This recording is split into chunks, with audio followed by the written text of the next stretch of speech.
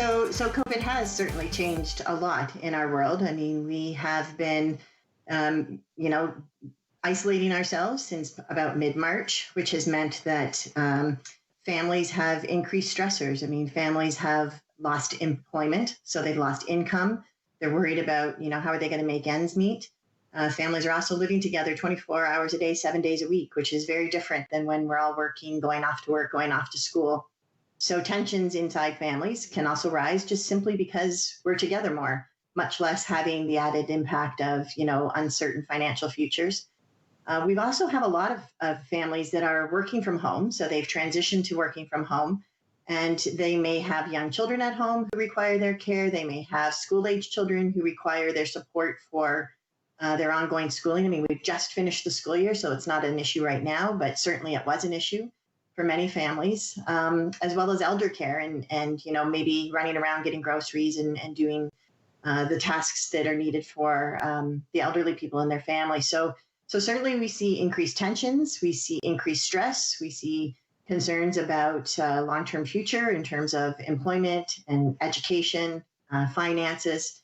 Younger kids, they would be, I think for all kids and youth, actually, there has been increased screen time, which, is unavoidable. When you're home and you're not allowed to be out and doing anything, there's going to be increased screen time, if that's TV, if that's computer time. Education was also online, so that increased that. So there's less physical activity. There's probably an increase of eating because we're a bit bored, so we're eating a little bit more. So really it just kind of throws off all of our routines. Certainly we heard a lot of youth reporting that their sleeping was way off. They were sleeping a lot throughout the day and then being awake more in the evening, as that's when they would be connecting more with their peers. So I think routines as well got thrown off. For younger kids, more temper outbursts, more, irritability, just generally for lots of folks, as they struggle to make sense of this new world that we were living in. And New Path really prides itself on trying to be really responsive to families' needs. So in September 2017, we moved to a walk-in clinic approach to do just that, so that when families decided that they wanted help, they could find a local New Path walk-in clinic. And we have, 7 locations across Simcoe County for our walk-in clinics, and they could do that. So it was imperative for us when we moved our staff out of our offices and closed our offices as, directed by the provincial government, that we maintain a responsive service to families. So as we moved staff home, we equipped them all with an agency cell phone. And for staff who had ongoing families and children and youth that they were working with, they reached out to them by phone and continued to have their sessions via telephone. For our walk-in clinics, we wanted the same thing. We wanted to be available when families needed us. So we did some marketing early on, just through newspaper and media, to let families know that they could either call our central intake line or they could email us at info@newpath.ca and request a walk-in session. And so in the early days, those sessions were all done by phones. In the past month and a half, we've been able to launch video sessions as well. And that was really imperative for us. So as quickly as we moved families to telephone service, we knew we needed to launch video. Just having the ability to see the person you're talking to, it creates a better atmosphere for lots of people to be able to feel comfortable about talking about what's going on for them. So a fair bit of work went into figuring out what is the best platform. We wanted to ensure that it was safe and private for families discussing, private matters.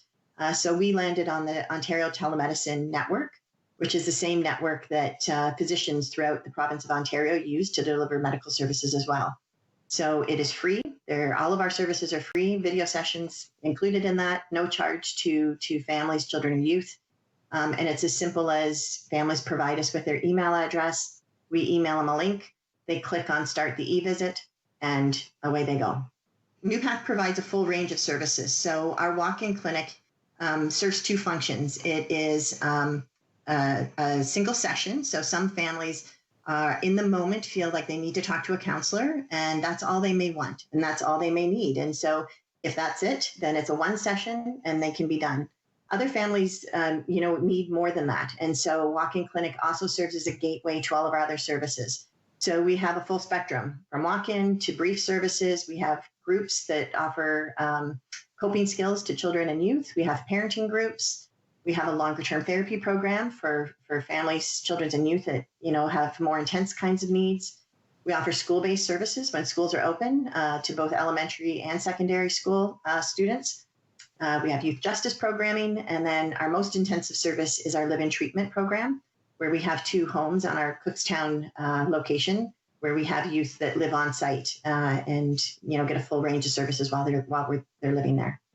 Well, we know that 1 in 5 children or youth will have a mental health concern, and we know that mental health resources are scarce, and there's more money that both the provincial and federal government is giving towards mental health services.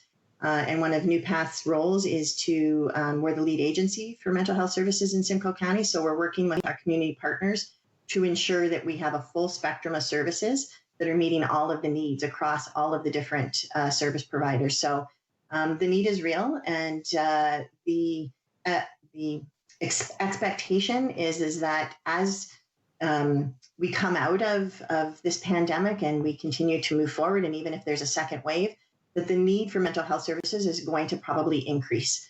It has been a lot that people have been through: the stress, the anxiety, the depression, the sense of hopelessness, perhaps. So we are, preparing to be able to be on the ground and ready to deliver those services when families come looking for them. I think it's really personal to lots of folks, because people have different tolerance levels for things. Different people have different expectations. But I think that when parents are feeling like it's not going well, they're not coping well, their child's not coping well, they don't know which way to turn, or if like somebody's saying, hey, I feel like I need to talk to somebody. One of the really great things that's happening more recently is that the stigma about mental health and about accessing mental health services is decreasing. Young people are way more comfortable than we ever were as young people to be able to talk about their feelings, and that, hey, I'm anxious, or I have depression, but I'm talking to a therapist about it. And they're really okay with that. So I think as adults, we have to be okay with that too, and just say, if a kid is asking for help or a young person is asking for help, say, okay, let's find it for you.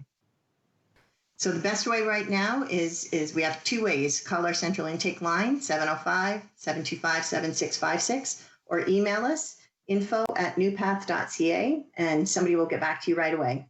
If you get a message on our voicemail, please leave us a message, with your phone number, and we'll get back to you within 24 hours.